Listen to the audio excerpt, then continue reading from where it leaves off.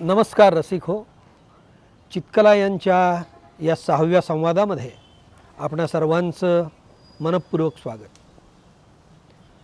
चित्कला, तुझा हात हातात घेतला तेव्हा सूर्यानं काढता पाय घेतला. चित्कला, तुझा हात हातात घेतला तेव्हा सूर्यानं काढता पाय घेतला आणि चांदण्याने मात्र चमकायला सुरुवात केली. आपल्या क्षणिक एकरूपतेतून आपण जेव्हा विभक्त व्हायला निघालो, एकमेकांना साठवून एकमेकात तेव्हा चांदण्याही निघून गेल्या आणि सूर्यानं मात्र पुन्हा आपलं जीवन पडद्यावर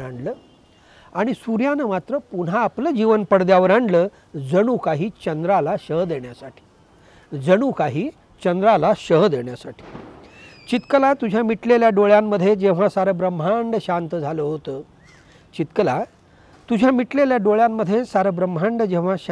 होतं, तेव्हा माझ्या नावाचं एक अश्रू स्वतःलाच जाळून घेत फक्त ओघळतच राहिला.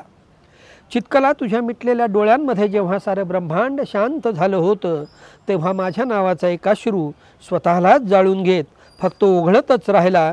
तुझ्या आवेळी मिटलेल्या पापण्यांकडे पाहत.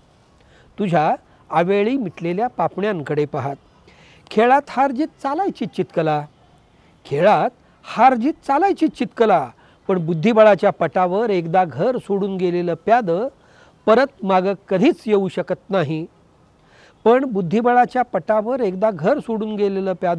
मागं कधीच येऊ शकत नाही. हा नियम मला थोडा गोंधळात टाकणाराच वाटला. अर्थात पुढं जाऊन मागं येण्यात कोणताच पुरुषार्थ नाही. पण कधी माघार घेण्यातच शहाणपणा असतो, नाही का? मग तो मांडलेल्या पटावरचा खेळ असो अथवा गुंतलेल्या मनाचा खेळ असो. चित्कला, शरीराच्या कितीतरी बाहेर असणाऱ्या मनाच्या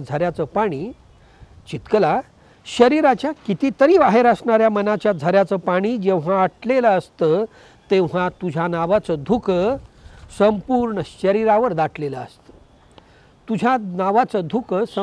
शरीरावर दाटलेलं असतं आणि केळीच्या पानासारखं नाजूक असणारं कवितेचं पानही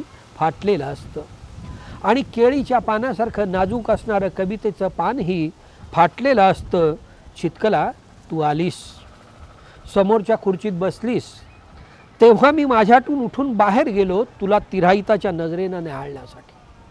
चित्कला, तू आली, समोरच्या खुर्चीत बसलीस, तेव्हा मी माझ्यातून उठून बाहेर गेलो तुला तिराहिताच्या नजरेनं न्याहाळण्यासाठी.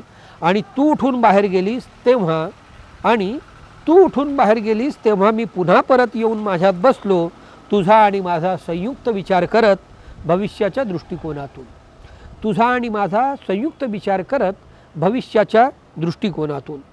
चित्कला, मी स्वप्नांना लटकवत जातो दोरीवर वाळत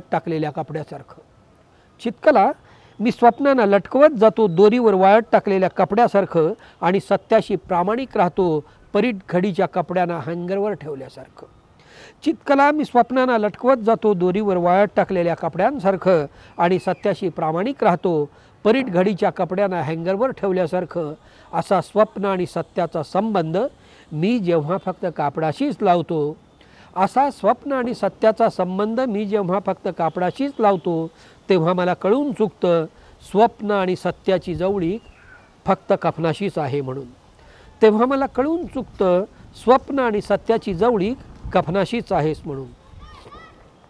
चित्कला, तुझा स्तन जेव्हा संपूर्ण पृथ्वी बनून जातो आणि स्तनातून स्रवणारं दूध समुद्र बनून जातं, तेव्हा मी सुद्धा अमर्याद आकाशच होऊन जातो. चित्कला, तुझा स्तन जेव्हा संपूर्ण पृथ्वी बनून जातो आणि स्तनातून स्रवणारं दूध समुद्र बनून जातं, तेव्हा मी सुद्धा अमर्याद आकाशच होऊन जातो. तुझ्या पदराआड लुटलुटणारे माझे ओठ तसेच लहान राहतात आठवणीत कायमस्वरूपी.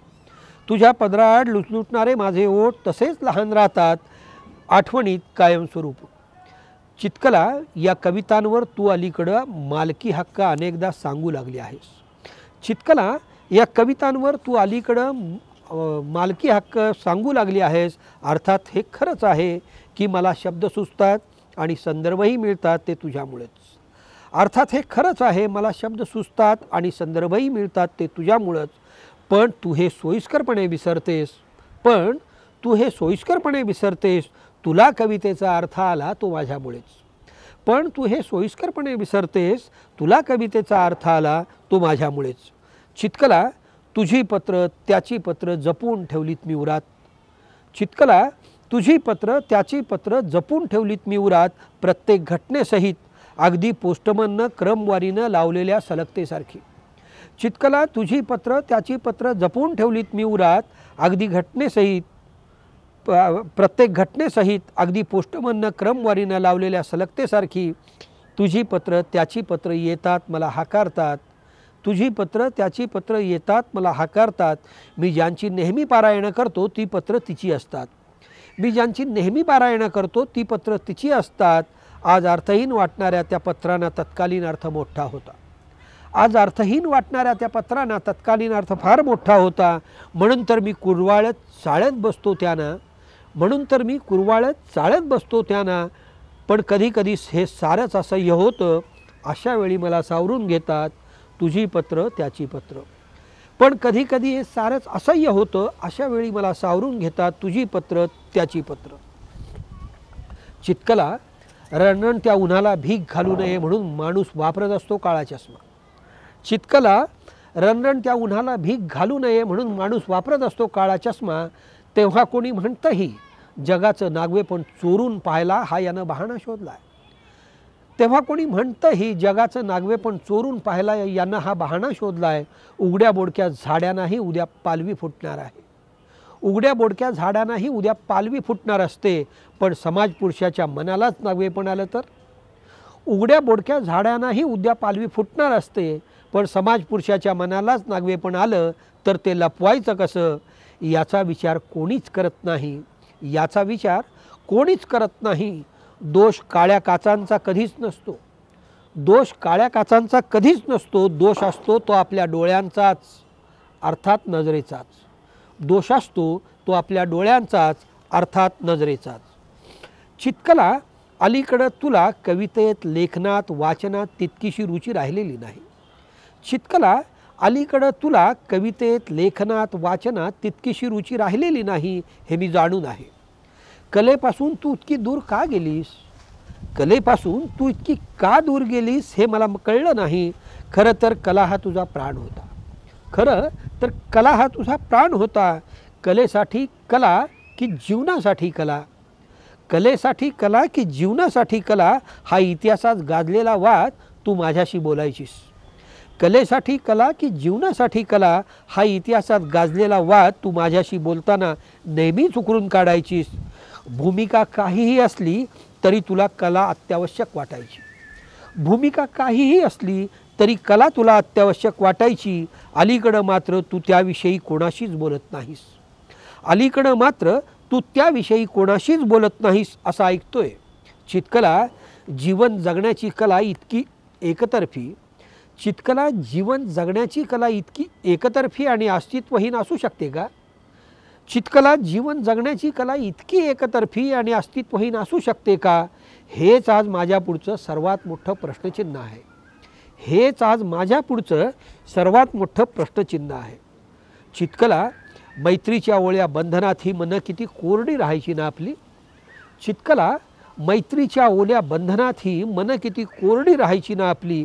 एकाएकीच का तुला असा मनावर कोळिष्टक साठल्याचा भास व्हायला लागला, एकाएकीच का तुला असा मनावर कोळिष्टक साठल्याचा भास व्हायला लागला। चित्कला कुणी काही सांगितल्यानं ते तुला पटावंच इतके हलके कान तुझे कधीच नव्हते। चित्कला कुणी काही सांगितल्यानं ते तुला पटावंच इतके हलके कान तुझे कधीच नव्हते। अजून आपण बदललो आहोत कुठे, पण तरीही आपण अजून बदललो आहोत कुठं। मात्र खरं एवढंच आपल्या दोघांपैकी एकाच्या मृत्यूनंतर, पण खरं एवढंच आपल्या दोघांच्या पैकी एकाच्या मृत्यूनंतर एकानं आपला सच्चा मित्र गमावलेला असेल, एकानं आपला सच्चा मित्र गमावलेला असेल आणि तेव्हा डोळ्यातून टपकणारे अश्रूच आणि तेव्हा डोळ्यातून टपकणारे अश्रूच आपल्या एकमेकांवरील विश्वासाचं प्रतीक असतील. आणि तेव्हा आपल्या डोळ्यातून टपकणारे अश्रूच आपल्या एकमेकांवरील विश्वासाचं प्रतीक असतील. हे मी नाकबूल करत नाही की प्रेम म्हणजे काय हे मी सांगत होतो, तेव्हा पौगंडावस्थेतील पोरं कान टवकारून ऐकत होती. हे मी नाकबूल करत नाही की प्रेम म्हणजे काय हे मी सांगत होतो, तेव्हा पौगंडावस्थेतील पोरं कान टवकारून ऐकत होती, मला ऐकत होती. आणि मी मात्र तुझ्याकडे बघत होतो सगळ्यांच्या नजरा चोरून. आणि मी मात्र तुझ्याकडं बघत होतो सगळ्यांच्या नजरा चोरून. चित्कला, तेव्हा मला चालणाऱ्यानं प्रवास थांबवला तरी तेव्हा मला चालणाऱ्यानं प्रवास थांबवला तरी प्रतीक्षा करणारा प्रतीक्षेतच राहतो याचा अर्थ उमजून गेला. चित्कला, तेव्हा मला चालणाऱ्यानं प्रवास थांबवला तरी प्रतीक्षा करणारा प्रतीक्षेतच राहतो याचा अर्थ उमजून गेला. याचा अर्थ उमजून गेला. धन्यवाद.